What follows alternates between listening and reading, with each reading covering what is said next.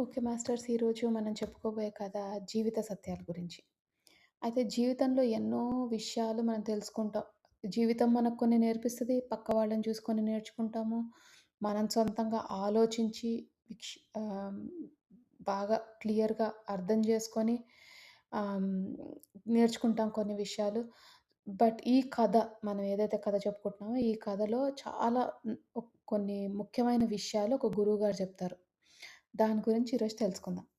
అయితే ఒక ఊర్లో ఒక బిజినెస్ మ్యాన్ ఉండేవాడు. వ్యాపారి. డబ్బులున్నాయి. బాగా జీవితం అంతా బాగా నడుస్తుంది. పెళ్లి గాలేదు. అయితే ఒక పెద్ద బాబాజీ వచ్చారు వాళ్ళ ఊరికి. బాబాజీ వచ్చినప్పుడు ఈ వ్యాపారి అతని దగ్గరికెళ్తాడు. ఏవైనా కొన్ని మంచి మాటలు చెప్పండి అని. అప్పుడు ఆ వ్యాపారిని అడిగిన క్వెషన్‌కి ఆహ్, స్వామీజీ, ఆ బాబాజీ అంటాడు, నాయనా ఎప్పుడైనా ఏదైనా నేర్చుకోవాలంటే డబ్బిచ్చి నేర్చుకో అంటాడు. అంటే ఇప్పుడు ఇవ్వమంటారా మీకు డబ్బులు అంటే, "నువ్వు డబ్బిస్తే నీకు కావాల్సిన మంచి విషయాలు చెప్తాను" అంటాడు. ఇతను జేబులో చూసుకుంటాడు. 4 కాసులుంటాయి. అంటే 4 బంగారపు నాణాలనమాట. 4 ఉన్నాయి. అందుకు ఫస్ట్ ఒకటిచ్చి చూస్తాడు. అసలు నచ్చుతదా? నచ్చదా? తెలుసుకోవాలి గదా! సో, ఒకటిచ్చినప్పుడు ఆ బాబాజీ అంటాడు, ఫస్ట్ విషయం చెప్తాడనమాట. "నువ్వు బిజినెస్ చేస్తూ ఉంటావు. నువ్వు బిజినెస్‌లో ఉన్నావు. నీకు తెలుసు. బిజినెస్‌లో లౌక్యాలన్నీ నీకు తెలుసు. కానీ ఫస్ట్ నువ్వు గుర్తుంచుకోవాల్సిందేంటంటే, నీకంటే చిన్నవాడు, నీకంటే పెద్ద పొజిషన్‌లోకి వెళ్తే అస్సలు వాడి అతనో, ఆమెనో ఎవరైనా సరే పెద్ద పొజిషన్‌లోకెళ్తే వీడు నాకు తెలుసు, వాడు నాకు తెలుసు, వాడికంత సీన్ లేదు, వీడంత ఇది కాదు, అట్లా మాట్లాడకూడదు. వాళ్ళు ఎళ్ళిన పొజిషన్‌కి నువ్వు రెస్పెక్ట్ ఇవ్వాలి అంటాడు. ఇతనికెందుకో ఆ మాట నచ్చింది. ఈ బిజినెస్ మ్యాన్‌కి. అవును కదా! మనం ఒకళ్ళు ఎదిగినప్పుడు మనకంటే కింద వాళ్ళు స్పెషల్‌గా మనలాంటి వాళ్ళు లేకపోతే మనకంటే కింద వాళ్ళు ఎదిగినప్పుడు మనం ఆ పొజిషన్‌కి రెస్పెక్ట్ ఇవ్వాలి. ఓకే. వీడు నాకు తెలుసు నా వల్లే వీడిక్కడ అయ్యాడని చెప్పకూడదు అని అన్నప్పుడు ఆ బాబాజీ ఇతనికి అర్థమైంది. కొంచెం బాగా అనిపిచ్చింది. బావుంది అన్నాడు. ఇంకోటి చెప్పండి అన్నారు. ఇంకోటి చెప్పమంటే ఇంకో కాసు ఇవ్వమంటాడు. ఎందుకు మీరు డబ్బులడుగుతున్నాడు అని అడుగుతాడు ఇతను వ్యాపారి. మీరు బాబాజీ గదా! మీరేం జేసుకుంటారు డబ్బుల్ని? మీరేం సన్యాసి మీకు డబ్బులవసరం లేదంటే, డబ్బులిచ్చినప్పుడే మనము శ్రద్ధగా వింటాము అని జెప్తాడు బాబాజీ. ఓహ్! అవునా అనేసి జేబులో జూసుకున్నాడు గదా! ఇంకా 3 ఉన్నాయి. ఇంకో కాయిన్ ఇస్తాడు. ఇచ్చినప్పుడు అంటాడు ఆ బాబాజీ అంటాడు సెకండ్ క్వెషన్ ఏంటంటే, వేరే వాళ్ళ విషయాల్లో తలదూర్చొద్దు. మీకు విషయాలు తెలిసినా, కొత్త విషయాలు తెలిసినా వేరే వాళ్ళ గురించి పట్టించుకోకండి. దాంట్లో ఇన్వాల్వ్ అవ్వకండి. డీప్‌గా వెళ్ళిపోకండి. దాన్ని అక్కడే వదిలేయి అని చెప్తాడనమాట. ఇది గూడా నచ్చింది వ్యాపారికి. అక్కర్లేని విషయాలు మనం పట్టించుకోకూడదు గదా! సరే చూద్దాం ఎంతవరకెళ్తదో అనుకోని ఇంకోటి చెప్పండి అంటాడు. ఇంకొక నాణెం ఇస్తాడు. బంగారు నాణెం ఇస్తాడు. ఇస్తే ఎవరు చేయవలసిన పనులు వాళ్ళే జేయాలి. నీ సమయం నీ సమయానికి విలువ ఎక్కువివ్వు. అంటే నువ్వు జేయాల్సిన పనులు నువ్వు జెయి. పనివాళ్ళు చేయాల్సిన పనులు పనివాళ్ళు జేస్తారు. ఎవరు చేయాల్సిన పనులు వాళ్ళే జేయాలి. నువ్వు అందరి పనులు నువ్వు చేద్దామని అనుకోకు అని అంటాడు. వ్యాపారి గదా! వ్యాపారంలో ఉన్నప్పుడు అందరి పనులు ఇతను జేస్తే వ్యాపారం ముందుకెళ్ళదు. ఇది చాలా కష్టం. ఒక మనిషికి ఉన్న 24 గంటల్లో అందరి పనులు జేస్తే ఎక్కడ అయిద్ది? అన్నీ అసైన్ జేసేయాలి వర్క్‌లన్నీ. వీళ్ళకి, వాళ్ళకి ఇచ్చేయాలి పనులన్నీ. ఇది గూడా బావుంది. నచ్చింది. ఇంకోటి చెప్పమంటాడు లాస్ట్‌కి. అయితే నా 4 నాణాలున్నాయి గదా! ఇంకొక్కటి చెప్పండి లాస్ట్ అంటే అతను బాబాజీ అంటాడు, "గౌరవం లేని చోట ఉండొద్దు. ఒక్క నిమిషం గూడా ఉండొద్దు గౌరవం లేని చోట. వెళ్ళిపో. ఆ చోటు నుంచి మారి వెళ్ళిపో" అంటాడు. ఇది గూడా బాగా నచ్చింది. అప్పుడు ఎళ్ళిపోయే ముందు అడుగుతాడు, "బాబాజీ నేను ఇవన్నీ ఎప్పుడు వాడతాను" అంటే, "లైఫు ఒక్కొక్కసారి నీకు ఇవన్నీ ఒక్కసారి నేర్పిస్తది. లేదంటే అప్పుడప్పుడు వాడుకోవాల్సొస్తది. నువ్వు ఎరుకతో ఉండు" అంటాడు బాబాజీ. ఎప్పుడైనా ఎరుకతో ఉండు. ఎప్పుడు ఏది అవసరం వస్తే నాలుగిట్లో అది ఉపయోగించుకో అంటాడు. బావుంది. ఇది గూడా బావుంది. సరే అని వెళ్ళిపోతాడు. ఈ వ్యాపారి దగ్గర ఒక గుమస్తా ఉండేవాడు. ఈ గుమస్తా ఏం జేశాడు, ఎప్పుడు అతనికి కూడా పెళ్లయిపోయింది గుమస్తాకి. ఎప్పుడూ ఈ వ్యాపారితోటే ఉండేవాడనమాట. వ్యాపారికి పెళ్లి గాలేదు, పిల్లలు లేరు, ఎవ్వరు లేరు గదా! ఈ గుమస్తానే మంచి ఫ్రెండు వ్యాపారికి. బాగా పని జేసుకునేవారు. ఒకరోజు వ్యాపారం గదా! ఓడలు బళ్ళవుతాయి, బళ్ళు ఓడలవుతాయి అంటారు గదా! అట్లానే ఈయన వ్యాపారం కాస్త బాగా లాసెస్ వచ్చేసినాయి. నష్టాలయిపోయినాయి. బాగా నష్టాలు. ఏం జేయాలి? ఆ ఊరు వదిలి వెళ్ళిపోవాలనుకున్నాడు. వేరే ఊరికెళ్ళి కొత్తగా ఫ్రెష్‌గా స్టార్ట్ చేసుకుందాం అనుకున్నాడు. అనుకున్నప్పుడు ఈ ఈ గుమస్తా అంటాడు, "అయ్యా! నేను మీతో పాటొస్తాను. మీరెక్కడికెళ్తే నేనక్కడే ఉంటాను. నన్నిన్ని రోజులు బాగా చూసుకున్నారు మీరు. మీతోటి పాటే వస్తానని చెప్పి, నా భార్య ఇక్కడే ఉంటది ఊర్లో. నేను మీతో పాటొస్తానని" చెప్పి అతను గూడా బయలుదేరిపోతాడు. ఇద్దరు వెళ్తారు. వేరే ఊరికెళ్తారు. ఈ వ్యాపారి దగ్గర కొన్ని డబ్బులున్నాయి. అయితే ఆ వ్యాపారి అంటాడు గుమస్తాతోటి, "నేను కొంచెం అలసిపోయాను." ఈ గుమస్తా చిన్న పిల్లోడు. అంటే ఒక 20, 25 ఏళ్లుంటాయి. వ్యాపారి కొంచెం పెద్దతను. వయసు చెందిన 40, 45 ఇయర్స్ ఉంటాయి. 40, 45 ఏళ్లుంటాయి. "నేను కొంచెం అలసిపోయాను. నేను రెస్ట్ తీసుకుంటాను. నువ్వు ఒక ఊరికెళ్ళి చూసిరా దగ్గరలో ఒక ఏదైనా ఊర్లో ఏమైనా పనులున్నాయేమో చేయడానికి. అలానే తినడానికి పట్టుకొని రా" అని చెప్పి కొన్ని డబ్బులిస్తాడు. ఏవో ఒకటో, రెండో కాసులిస్తాడు. ఆ కాసులిచ్చినప్పుడు అతను వెళ్తాడు. అవన్నీ పట్టుకొని రావడానికి బయలుదేరతాడు. బయలుదేరంగానే సడెన్‌గా ఒక 10 మంది ఆ గుమస్తా ఊర్లోకి అడుగు పెట్టంగానే ఫస్ట్ కాలు పెట్టంగానే ఒక 10 మందొచ్చి అతన్ని పట్టేసుకొని తీసుకెళ్ళిపోతారు ఆ ఊర్లో వాళ్ళు. ఎందుకు అంటే ఆ ఊర్లో రాజుగారు చనిపోయారు. ఆ రాజుగారికి పిల్లలు లేరు. మగ పిల్లలు లేరు. ఆహ్, అయితే వాళ్ళేమనుకున్నారంటే ఈ ఊర్లో వాళ్ళు నేను నేను రాజవుతా అంటే నేను రాజవుతా అని గొడవ పడుతుంటే ఆ ఊర్లో వాళ్ళందరూ అనుకున్నారు వేరే ఊరు నుంచి ఎవరైతే ఫస్ట్ అడుగుబెడతారో వాళ్ళు రాజవుతారు అని అనుకున్నారు. అట్లా పెట్టుకున్నారు. ఆ రూల్ పెట్టుకున్నారు. ఈ అబ్బాయి ఎళ్ళాడు గదా! ఎళ్ళంగానే అతనెళ్ళిపోయాడు. అతన్ని రాజు చేసేసాడు. ఆ గుమస్తా రాజయిపోయాడు. అంతలోపల ఈ వ్యాపారేమో ఎతుక్కున్నాడు. ఏంటి ఇంకా రాలేదు గుమస్తా అని చెప్పేటప్పటికి అతనేం జేశాడు, సరే వెళ్లి చూసొద్దామని బయలుదేరాడు. స్టోరీ అర్థమైపోయింది. గుమస్తా రాజయిపోయాడు. రాజు దగ్గరికి తీసుకెళ్లారు వాళ్ళు. అనంగానే మరి గుమస్తా రాజయిపోయాడు గదా! నిమిషంలో రాజు అంటే 10 నిమిషాలలో రాజయిపోయాడు. ఇప్పటిదాకా గుమస్తాగుండేవాడు. అప్పుడు ఫస్ట్ మాట గుర్తొచ్చింది. ఏమన్నాడు బాబాజీ, "నీకంటే పెద్దవాళ్ళు నీకంటే చిన్నవాళ్ళు పెద్ద పొజిషన్‌లోకెళ్తే మర్యాదివ్వు" అంటే ఇతనేం జేశాడు, "రాజుగారికి వందనాలు" అంటాడు. అంటే ఏంటి ఆ ప్రాసెస్‌ని ఆహ్, ఫాలో అవుతున్నాడనమాట. అంటే ఏంటి రాజుగారంటే ఆ పొజిషన్‌కి రెస్పెక్ట్ ఇస్తున్నాడు. రాజుగారు అన్నాడు. "ఒరేయ్! నువ్వేంట్రా గుమస్తా ఇక్కడున్నావు" అని అనలేదు. రాజుగారికి వందనాలు అనంగానే ఆ గుమస్తాకి బాగా నచ్చింది. హ్మ్. అయితే అతనంటాడు, "నేను రాజునయ్యాను గదా! మిమ్మల్ని నేను ఆహ్, మంత్రిగా అపాయింట్ చేస్తాను" అంటాడు. "మీరు ఇక్కడ అన్నీ ఉండి అన్నీ చక్కబెట్టుకోండి" అంటాడు.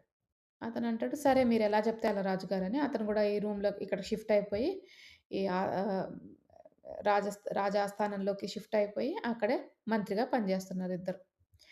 అయితే మరి ఇతను గుమస్తాకి పెళ్లయింది కదా! ఆ పెళ్లయిన ఆవిడ భార్య కొన్ని చెడు స్నేహాలున్నాయి ఆమెకి. అంత మంచిది కాదు ఆ అమ్మాయి. ఆ అమ్మాయిని తీసుకొచ్చేస్తాడు. తీసుకురాగానే ఆ అమ్మాయి ఏం చేసింది, ఇక్కడ ఇక్కడ ఉన్న ఆహ్, ఇక్కడున్న వాళ్ళలో అంటే ఇక్కడికొచ్చింది. రాజ్యానికొచ్చింది. ఇక్కడున్న వాళ్ళలో ఒకళ్ళు గుర్రాలు మెయింటైన్ చేసేవాళ్ళుంటారు గదా! ఆహ్, ఆహ్, అక్కడ అక్కడెవరితోటో స్నేహం చేసింది ఆవిడ. ఆ అమ్మాయి. చేసేటప్పటికి ఒకరోజు అది మంత్రికి కనిపిచ్చింది. మంత్రికి కనిపించినప్పుడు ఆ మంత్రి మరి రెండో విషయం గుర్తొచ్చింది. బాబాజీ ఏం జెప్పాడు, "వేరే వాళ్ళ విషయాల్లో తల దూర్చొద్దు" అన్నాడు. అన్నప్పుడు ఏం జేశాడు, ఇతను అక్కడి నుంచి వెళ్ళిపోయాడు. వెళ్ళిపోయేటప్పుడు వాళ్ళిద్దరూ అక్కడ మాట్లాడుకుంటూ ఏదో నవ్వుకుంటూ ఉంటే, ఇతని శాల్వా తీసి అక్కడ కప్పుతాడు ఆ రూమ్‌లో. ఆ రూమ్‌కి తలుపుకి శాల్వా తీసి కప్పుతాడు. ఈ రాణి గారికి అర్థమైంది. ఎవరో వచ్చారు ఇక్కడికని ఆరా తీస్తే ఆ షాల్ వచ్చేసి ఈ మంత్రి గారిదని తెలిసింది. అప్పుడు మరి రాజుకి చెప్పేస్తాడేమో అని భయపడి ఆమె రాజు దగ్గరికెళ్ళంటది, "ఈ మంత్రి నన్ను ఇబ్బంది పెడుతున్నాడు. ఈ మంత్రి నన్ను ఆహ్, హేళన చేశాడు. నాకు మర్యాద ఇవ్వలేదు ఈ మంత్రి" అని ఈ మంత్రి మీదే చెప్తది. అంటే మంత్రి ఏంటి పూర్వపు వ్యాపారి కదా! గుమస్తా పెళ్ళామేమో రాణి అయింది. ఈ మంత్రేమో పూర్వపు వ్యాపారి. ఈ గుమస్తాకేమో అర్థమైంది. అట్లా చెయ్యడే ఈయన గురించి నాకు తెలుసు. పెళ్లి కాలేదు. చాలా మంచతను. ఇట్లా చేయడు. కానీ ఇప్పుడు ఎవరి మాట నమ్మాలి? భార్య మాట నమ్మకపోతే అందరేమంటారు? భార్య మాట నమ్మలేదు అంటారని ఏమంటాడు? ఆ రాజుగారు అదే అంటే పూర్వం గుమస్తా ఇప్పుడు రాజైన గుమస్తా ఆ మంత్రి గారిని పిలిచి అంటే పూర్వము ఓనర్‌ని పిలిచి అంటాడు, "రేపు పొద్దున మీరు ఈ కసాయివాడి దగ్గరికెళ్ళి కొంచెం మాంసం తీసుకురండి" అంటాడు. ఆ కసాయివాడికి ఏం చెప్తాడు రాజు, "ఇక్కడ ఒక అతనొస్తాడు నీ దగ్గర మాంసం తీసుకురాడానికి. ఎవరొస్తే వాడిని పొద్దున తల నరికేయి" అంటాడు. అని చెప్తాడు. ఎందుకంటే మంత్రిని చంపిస్తే ఊర్లో, రాజ్యంలో అంతా అల్లకల్లోలం అయిపోద్దనమాట. అంటే అంతా హడావిడి అయిపోద్ది. అందరూ భయపడిపోతారు మంత్రి చనిపోతే. అందుకు అలానే భార్య చెప్పిన మాటని ఎస్కేప్ అవ్వలేడు. అంటే తప్పు గదా! మరి భార్య నన్ను హేళన చేశాడు అని చెప్పిన తర్వాత కూడా అతన్ని మంత్రిగా ఎట్లా ఉంచుతారు? ఉంచకూడదు.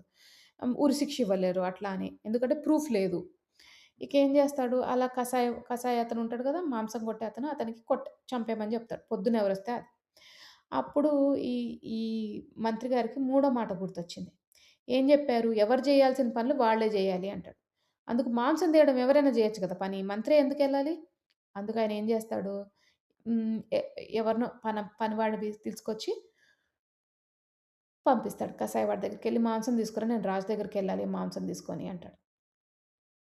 అని అనంగానే ఆహ్, అప్పుడు అంతలోపల ఏమైంది ఇదంతా అవ్వడానికి ఒక 2 రోజులు పట్టింది గదా! ఈ రాజుగారికి తెలుస్తది. నిజం తెలుస్తది. ఈ ఈ మంత్రి గారు అట్లా ఏం చేయలేదు. రాణిగారే అలాంటి సంబంధాలు, చెడు స్నేహాలు పెట్టుకున్నారు అని అర్థమైందనమాట. అర్థమవ్వంగానే అయ్యో! ఎంత పని జేశాను. నా భార్యని నమ్మి అతన్ని చంపమని పంపించానంటే అతనే అప్పటికే తిరిగొస్తాడు. ఈ మాంసం పట్టుకొని తిరిగొస్తాడు. అదేంటి మీరు తిరిగొచ్చారు అంటే అప్పుడు చెప్తాడు. మొత్తం నిజమంతా చెప్తాడన్నమాట రాజుగారు. "మీరు ఇట్లా చేశారనుకున్నాను. తప్పయిపోయింది. మిమ్మల్ని తప్పు అర్థం చేసుకున్నాను. కసాయివాడి దగ్గరికి పంపించాను మిమ్మల్ని చంపించేద్దామని. కానీ నాకిప్పుడు అర్థమైంది. మా భార్యనేమో నేను వదిలేస్తున్నాను. అయ్యో! మంచిది కాదని నేను వదిలేస్తున్నాను. ఇంక మీరిక్కడే ఉండండి నాతో పాటు" అని చెప్తాడు. అప్పుడు బాబాజీ లాస్ట్ మాట గుర్తొచ్చింది. ఏమని చెప్పాడు? "గౌరవం లేని దగ్గర ఉండొద్దు" అని. అంటే ఏంటి? ఈ కథలో ఏం చెప్పాడంటే ఆహ్, ఆహ్, బిజినెస్ మ్యాన్ ఎవరైతే ఉన్నారో వ్యాపారి ఇప్పుడు మంత్రి గారు అంటారు, "నువ్వు నన్ను చంపుదాం అనుకున్నావు అంటేనే నీకు నా మీద గౌరవం పోయింది. నా మీద నమ్మకం లేదు. అలాంటి దగ్గర నేను ఒక్క క్షణం కూడా ఉండను" అని చెప్పి బయలుదేరి వెళ్ళిపోతాడు. అప్పటిదాకా ఎంతో ఒక నెలలో, రోజులో, 2 నెలల్లో సంపాదించుకున్న డబ్బులుంటాయి కదా! అవి తీసుకొని వెళ్ళిపోతాడనమాట. మంత్రిగా ఉద్యోగం వచ్చినప్పుడు వచ్చిన డబ్బులు తీసుకొని వెళ్ళిపోతాడు. అయితే ఈ కథ మనకి ఆహ్, చాలా నేర్పించింది. చాలా విషయాలు నేర్పించింది. అనవసర విషయాలు తలదూర్చకూడదు. ఆహ్, ఎ ఎవరైనా మనకంటే ఎక్కువ స్థాయికి వెళ్తే మన వాళ్ళు, మన చుట్టుపక్క వాళ్ళు మనం ఓర్వలేనితనంతో ఉంటాం. చాలా చాలా దానివల్ల ఎన్నో తప్పులు చేస్తాం. చాలా సార్లు అవుతదిది జీవితంలో.